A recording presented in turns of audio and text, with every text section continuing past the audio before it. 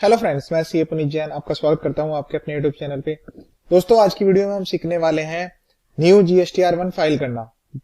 GST की return file करना काफी इजी हो गया है। अब आप अपनी रिटर्न को खुद से फाइल कर सकते हैं।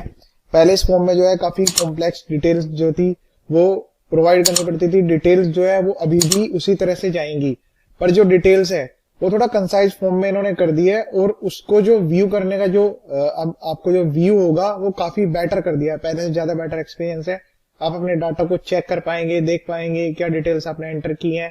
काफी चेंजेस इन्होंने जीएसटीआर1 में लाए हैं।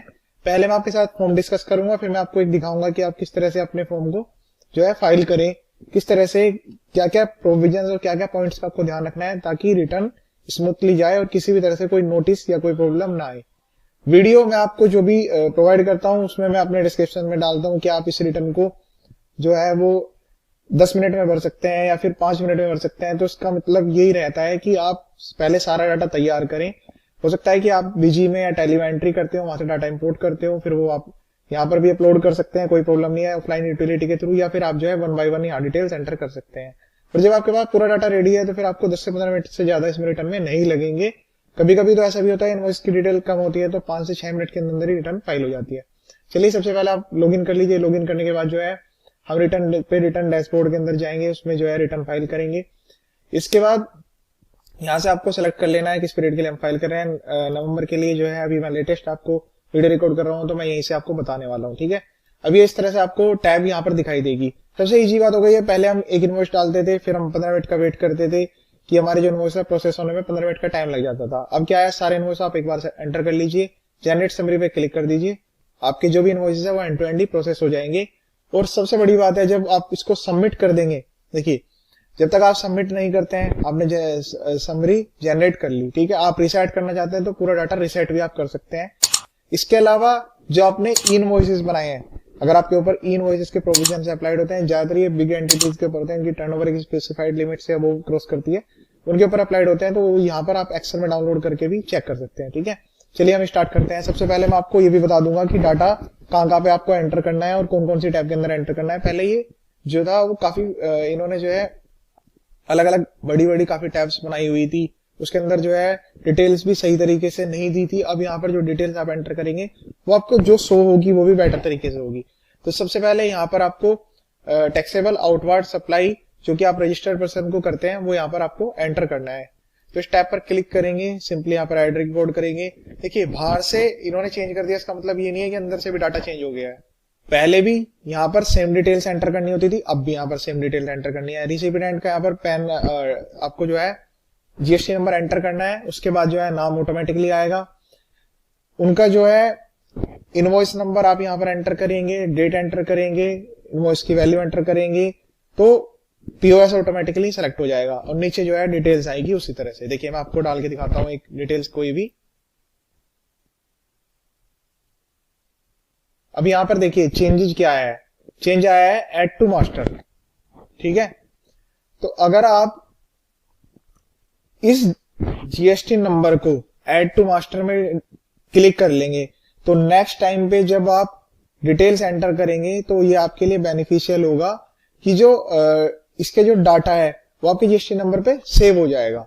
ठीक है, तो ये बेनिफिट रहेगा, उससे डिटेल्स आपको मैच करने में आसानी रहेगी। आप जो है ऊपर मास्टर जो हमारे हैं उनसे आप क्लिक करेंगे, फटाफट से सभी जीएसटी नंबर पे क्लिक करेंगे, उनके सामने वैल्यू एंटर करेंगे। तो काफी इजी कर दिया ये प्रोसेस कि आप अपने मास्टर में इसको सेव कर लीजिए। ठीक है, अगर आप करना चाहते हैं तो कर लीजिए, अगर अदरवाइज नहीं करना चाहते तो मत करिए। ऐड टू यहाँ पर आप करेंगे तो यहाँ पर वैल्यू आप एंटर कर देंगे, इसका नाम क्या है, किस तरह से आपको जो है क्या नाम है, क्या डिफरेंट नाम है, और ये रिसिपिएंट है या सप्लायर है, ये डाटा आपको यहाँ पर सेव हो जाएगा मास्टर में जाके। ठीक है, तो अभी रहने देता हूँ, इसका फील्ड कोई मैंडेटरी फील्ड नहीं है। इनवॉइस नंबर, डेट, पहले भी सेम डिटेल्स आया करती थी, अभी भी सेम डिटेल्स आ रही है। जो भी डिटेल्स आपको डालनी है उस पर आपको इनवॉइस नंबर आप यहाँ एंटर करिए, यहाँ पर जो है उसके बाद डेट एंटर करिए।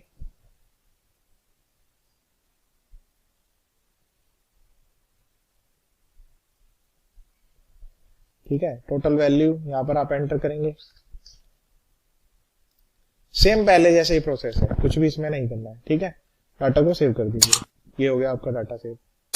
ठीक है, इसके बाद नेक्स्ट इनवॉइस, अगर आप इसी एसएससी का करना चाहते हैं तो इसी एसएससी का, अदरवाइज नहीं करना चाहते तो बैक जाके यहाँ पर जो है ये आ गया, तुरंत ऑटोमेटिकली आ गया। ठीक है, एक प्रोसेस इनवॉइस है, प्रोसेस भी एंड टू एंड ही हो गया।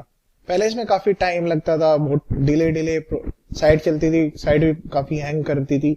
ऐड इनवॉइस पे क्लिक करिए तो यहाँ पर इसी से रिलेटेड सारा डाटा ऐड हो जाएगा। सपोज कीजिए अभी काम कैसे इजी हुआ, अब मैंने नेक्स्ट एसएससी को ऐड करना है, ये मेरा एसएससी है, मैंने नेक्स्ट को एसएससी ऐड करा। ठीक है, यहाँ से मैंने डिटेल्स ऐड कर ली तो मेरा नेक्स्ट एसएससी मुझे यहाँ पर दिखाई देगा। अब मैं चाहता हूं कि मेरे इसी वाले एसएससी के मेरे पास 10 इनवॉइस है, तो यहाँ पर ऐड इनवॉइस करके मैं फटाफट से ऐड कर लूंगा। फिर मैं सेकंड वाले के वाले 5 इनवॉइस है तो मैं ऐड कर लूंगा। प्रोसेस इनवॉइस भी यहाँ पर दिखाएगा, किसी में एरर है तो यहाँ पर दिखाएगा। सीधे इस पे क्लिक करिए, टोटल वैल्यू आपको यहाँ पर दिख जाएगी। तो कितना इजी प्रोसेस हो गया है। ठीक है, डॉक्यूमेंट वाइज डिटेल्स यहाँ पर पूरी दिखेगी, रिसिपिएंट वाइज डिटेल्स यहाँ पर आपको दिखेगी। ऐड रिकॉर्ड पे करिए, कोई ईवे बिल से डाटा इंपोर्ट करना है तो आप कर लीजिए, अदरवाइज ईवे बिल का अगर नहीं यूज है तो आप वैसे भी कर सकते हैं, कोई दिक्कत नहीं है। ठीक है, तो इस तरह से डाटा जो है वो ऐड हो गया। यहाँ पर एक प्रोसेस इनवॉइस आ गया। ठीक है, फिर यहाँ पर आता है B2C लार्ज। तो जो लार्ज कस्टमर है उनके लिए पॉइंट नंबर 5 दिया गया है, ऐड रिकॉर्ड पे क्लिक करिए। अब यहाँ पर लार्ज क्या है, 2.5 लाख से ज्यादा का अगर आपने किसी पर्सन को सेल किया है तो उसका स्टेट सेलेक्ट कर लीजिए, उसके बाद वैल्यू एंटर कर दीजिए, रेट पे वैल्यू डालेंगे तो ऑटोमेटिकली आ जाएगी, बिल्कुल सेम पहले जैसे ही डिटेल है, इसमें कुछ नहीं चेंजेस है। ठीक है, 6 से ये एक्सपोर्ट के लिए वो करता था। एक्सपोर्ट में 2 केसेस आते हैं कि आप जो है with payment of tax, without payment of tax. Invoice number enter करें, इनवॉइस की डेट एंटर कीजिए, टोटल वैल्यू यहाँ सेलेक्ट कर लीजिए। अगर आपने एलयूटी फाइल की हुई है और आप चाहते हैं कि इस पे टैक्स पे ना करें तो उसके हिसाब से आप विदाउट पेमेंट कर दीजिए, बट लेकिन वैल्यू आपको देनी होगी, टैक्स ऑटोमेटिकली नहीं आएगा। ठीक है, तो दोनों केसेस है। एलयूटी कैसे फाइल करें उसके लिए मैंने वीडियो आपको दिया हुआ है, आप चैनल पर चेक कर सकते हैं। अब यहाँ पर ऐड रिकॉर्ड करके एक वैल्यू आपकी ऐड होती जाएगी। कोई आपने इंपोर्ट से आप ईवे बिल से डाटा लेना चाहते हैं तो आ जाएगा, पर मैं आपको अभी सजेस्ट करूंगा कि अभी आइस गेट से जो है ये वेबसाइट पूरी प्रॉपर तरीके से लिंक नहीं हुई है। अपने डाटा को आप मैनुअल एंटर करें और डाटा को चेक भी करें, ऐसा नहीं है कि आप उनके भरोसे ही बैठे रहेंगे। B2C अदर्स, तो जो लार्ज वाले हैं वो यहाँ पर एंटर करने हैं, 2.5 लाख से ज्यादा वाले, और जो स्मॉल वाले हैं वो यहाँ पर आपको एंटर करने हैं। ठीक है, एक चीज का ध्यान रखिएगा कि जो डिटेल्स हैं रजिस्टर्ड पर्सन को जब हम सेल करते हैं तो फिर उस केस में जो है डेबिट या क्रेडिट नोट्स के लिए हम अलग से वैल्यूज एंटर करते हैं। पर इस केस में क्या है कि आप जो है यहाँ पर वैल्यू जब एंटर करें तो नेट ऑफ करके एंटर करें। पर्टिकुलर स्टेट वाइज यहाँ पर डिटेल जाती है कि आपने किसी स्टेट को, एक स्टेट में पर्टिकुलरली आपने कितनी वैल्यू का सामान बेचा है। कोई यहाँ पर कंसाइज फॉर्म जाती है, बस यहाँ पर वैल्यू एंटर करनी है आपको, तो भी आपकी वैल्यूज है। और यहाँ पर जो है टैक्स आपको सेलेक्ट कर लेना है, टैक्स रेट। ठीक है, जब मैं 5% करता हूँ तो ऑटोमेटिकली यहाँ पर निकल के आ जाएगी, जब मैंने दूसरा स्टेट सेलेक्ट करा है, सेव करे, डाटा एकदम से प्रोसेस हो जाएगा। तो कितना इजी प्रोसेस करें, तो ये काफी इजी प्रोसेस हो गया है। कोई डिलीट करना है तो डाटा एक्शन पे डिलीट करके डिलीट कर दीजिए, ये डिलीट भी हो रहा है। अभी एंड टू एंड साइट पे सब कुछ काम हो रहा है। पहले इसमें काफी टाइम लग जाया करता था, वेट करते रहते थे कब डिलीट होगा, कब ऐड होगा। ठीक है, इसके बाद जो है nil rated supply. Nil rated supply के केस में जैसे मैंने पहले आपको बताया था 3 कैटेगरीज होती है, तीनों की डेफिनेशन अलग अलग है, nil rated supply, exempted supply और नॉन जीएसटी सप्लाई। ठीक है, अभी इनको इन्होंने अलग अलग डिवाइड किया है। इंटर स्टेट मींस यहाँ पर लोकल की बात करते हैं, रजिस्टर्ड पर्सन को अगर आपने की है तो यहाँ पर एंटर करनी है, यहाँ पर अगर आपने एग्जेम्प्टेड की है तो यहाँ पर एंटर करनी है। इन दोनों में मैं फर्क बता देता हूँ, टैब यहाँ पर सेम है, इसके सामने कोरस्पॉन्डिंग यहाँ पर डाटा एंटर करना है। तो intra state means local cell, जिस स्टेट में आपने रजिस्ट्रेशन लिया हुआ है उसी में आप सेल कर रहे हैं। इंटर स्टेट का मींस ये होता है रजिस्टर्ड पर्सन को किया है तो ये, अनरजिस्टर्ड को किया है तो ये। इंटर का मतलब होता है आप दूसरे स्टेट में जा रहे हैं। इंटर का मतलब है जहां पर आपका रजिस्ट्रेशन है, जिस स्टेट में आपका रजिस्ट्रेशन है उसके अलावा किसी अदर स्टेट में आप जो है इस तरह की कोई भी सप्लाई अगर कर रहे हैं रजिस्टर्ड पर्सन को तो यहाँ पर एंटर करना है, अनरजिस्टर्ड को रहे हैं तो यहाँ पर एंटर करना है, डाटा को सेव करना है, प्रोसीड, और फिर इसके बाद बैक कर देना है। एंड टू एंड सब डाटा प्रोसेस हो रहा है, कितना इजी कर दिया है। कुछ मैंने देखा है कि कुछ लोग कह रहे हैं कि डाटा जो है काफी टफ कर दिया है, उसमें कुछ प्रॉब्लम्स आ रही है। कोई प्रॉब्लम नहीं है, साइट बिल्कुल इजी है, बस आपको कॉन्सेप्ट समझना है। टैब सेम, नाम चेंज नहीं किया इन्होंने, पर प्रोसेसिंग का टाइम जो है वो कम कर दिया। डेबिट या क्रेडिट नोट्स, रजिस्टर्ड पर्सन को आपने जो है डेबिट या क्रेडिट नोट देने हैं। अब यहाँ पर इन्होंने अलाउड कर दिया है कि आप मल्टीपल इनवॉइस के अगेंस्ट में भी एक सिंगल क्रेडिट डेबिट नोट का यूज कर सकते हैं। रिसिपिएंट का डाटा एंटर करना है। डेबिट या क्रेडिट नोट जो भी आपका है वो यहाँ पर आपको डिटेल्स नंबर एंटर करना है, डेट एंटर करनी है। जैसे आप रिसिपिएंट की डिटेल करेंगे तो आपके टैक्सेबल वैल्यू की डिटेल्स यहाँ पर टैब ऑटोमेटिकली आ जाएगी। तो ये भी काफी इजी हो गया है। इसके लिए मैंने ऑलरेडी वीडियो प्रोवाइड किया है, डेबिट या क्रेडिट नोट किस तरह से बनाए, क्या कॉन्सेप्ट होता है जीएसटी के अंदर, आप चैनल पर जाकर चेक जरूर कीजिएगा, आपको काफी हेल्प होगी, क्योंकि जीएसटी के अंदर प्रोविजन थोड़े डिफरेंट है। डेबिट या क्रेडिट नोट्स दोनों के दोनों ही जो पावर है वो सेलर के पास है, परचेजर को कोई भी इसमें एक्शन लेने की रिक्वायरमेंट नहीं होती है। डेबिट नोट्स भी और क्रेडिट नोट्स भी दोनों का राइट जो है जीएसटी के अंदर सेलर का ही होता है। प्रोविजन आप ध्यान से पढ़े, परचेजर को कोई भी इशू करने की रिक्वायरमेंट नहीं रहती है। ये क्रेडिट या डेबिट नोट्स अनरजिस्टर्ड पर्सन के लिए है। सेम स्टेट में वहां पे उन्होंने बताया कि ऑटोमेटिकली आपको नेट ऑफ करके लेना है, ठीक है। ये डिटेल्स यहाँ पर आएगी। एक चीज ध्यान रखिएगा, ये जो अनरजिस्टर्ड पर्सन को है यहाँ पर जो है आप लोकल का नहीं दिखा पाएंगे, लोकल के लिए आपको नेट ऑफ करके ही लेना होगा नेक्स्ट रिटर्न में।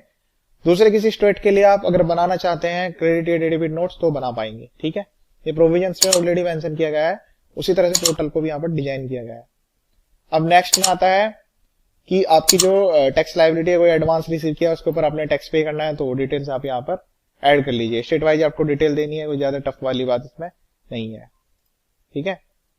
कितनी वैल्यू आपने रिसीव की है और उस पर कितना टैक्स बनता है और वो आपने कैसे जमा किया, वो सारी चीजें आपको यहाँ पर एंटर करनी है। कितना आसान है प्रोसीजर, ठीक है। यहाँ पर आपने एडवांस लिया था, फिर उसके बाद आपने उसको इनवॉइस इशू करके किस एडवांस के अगेंस्ट में एडजस्टमेंट किया है, तो यहाँ पर डिटेल्स आपको एंटर करनी होगी, किस तरह से आपने उसकी एडजस्टमेंट की है, ठीक है। यहाँ पर डिटेल्स देनी है और स्टेट वाइज डिटेल्स मांग रहे हैं, कोई ऐसा नहीं है कि आपको एक एक इनवॉइस की डिटेल एंटर करनी है, एक एक इनवॉइस की डिटेल आपको यहाँ पर एंटर करनी है और डेबिट क्रेडिट नोट्स में आपको एंटर करनी है, ठीक है। एचएसएन वाइज, एचएसएन के लिए भी मैंने ऑलरेडी वीडियो प्रोवाइड किया है कि स्पेसिफाइड लिमिट है, एसएससी की डिटेल्स है, उनके लिए जो है 4 डिजिट का मिनिमम कोड का मैंडेटरी कर दिया है।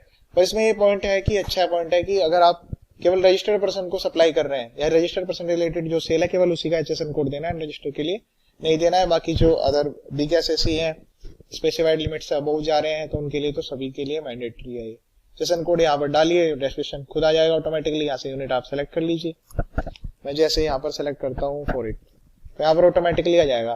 फिर उसके बाद जो है आप इसकी यूनिट सेलेक्ट करिए, क्वांटिटी, वैल्यू। ध्यान रखिएगा एक ये प्रॉब्लम काफी आ रही थी कि सर यहाँ पर जो हमारी डिटेल्स है वो मैच नहीं हो रही, तो हो सकता है कि आपकी इन दोनों का टोटल, इन सभी कॉलम्स का टोटल करने के बाद एचएसएन वाइज समरी मैच ना हो। इसमें कोई प्रॉब्लम नहीं है, ये केवल इन्फॉर्मेशन डिटेल्स जारी है डिपार्टमेंट का, इसके बाद एक्शन बाद में लिया जाएगा।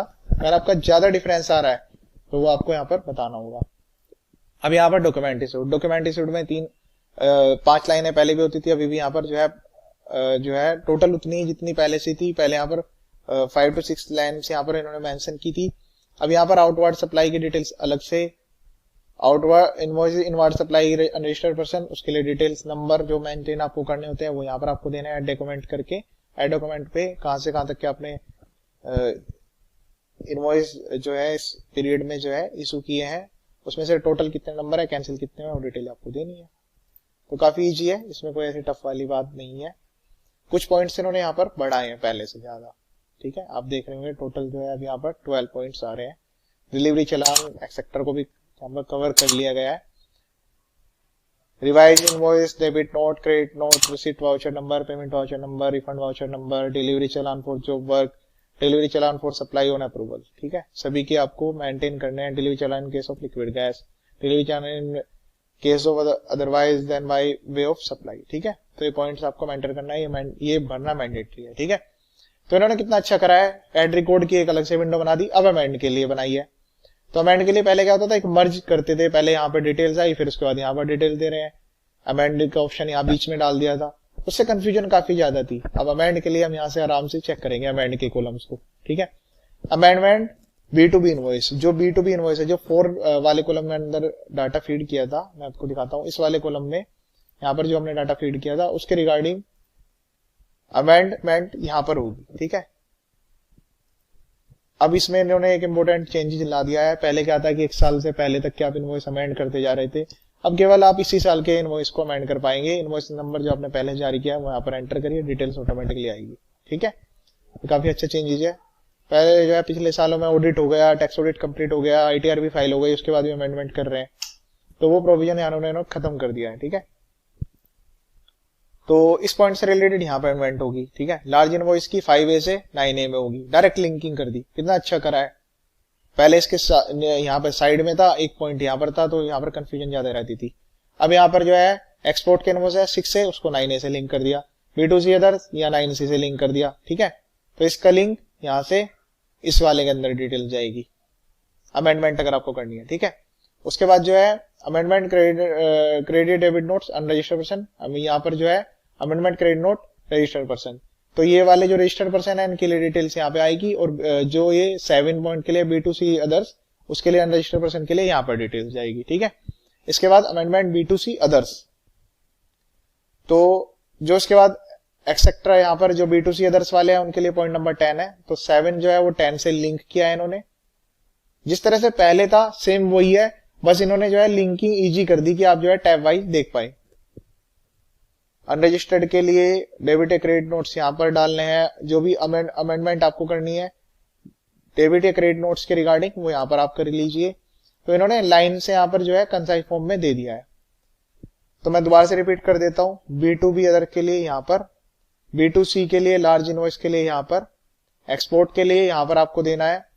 अब यहाँ पर क्रेडिट या डेबिट नोट्स ये वाला पॉइंट नंबर 9B से जो कि रजिस्टर्ड है, अनरजिस्टर्ड के लिए 9B को 9C से लिंक किया है, और फिर 7 को यहाँ पर 10 से। ठीक है, अब यहाँ पर आता है amendment tax liability advance receive, ये दोनों पॉइंट इनके लिए काम करेंगे, यहाँ पर हमने ये वाला पॉइंट डिस्कस किया था। ठीक है, इन दोनों के लिए ये वाले 2 पॉइंट यहाँ पर इन्होंने दिए हैं। उसके अलावा ई इनवॉइसेस अगर आपने जारी किए हैं तो ई इनवॉइस की जो है डिटेल्स वो यहाँ पर आएगी। इसके बाद जनरेट समरी पे आप क्लिक कर दीजिए, डाटा जो है वो रेडी हो जाएगा। फिर जब डाटा रेडी हो जाएगा, यहाँ पर आप देख रहे होंगे ये प्रोसेसिंग चल रही है, तो ये डाटा जो है अभी टाइम ले रहा है थोड़ा सा, डाटा जो है प्रोसेस हो जाएगा 2 या 3 मिनट में भी ये प्रोसेस हो रहा है। फिर आप प्रीव्यू पे क्लिक करें, पीडीएफ डाउनलोड कर ले। ठीक है, और पीडीएफ डाउनलोड करने के बाद जो भी आपके एसएससी है एक एक करके आप यहाँ से डिटेल्स को मैच करें,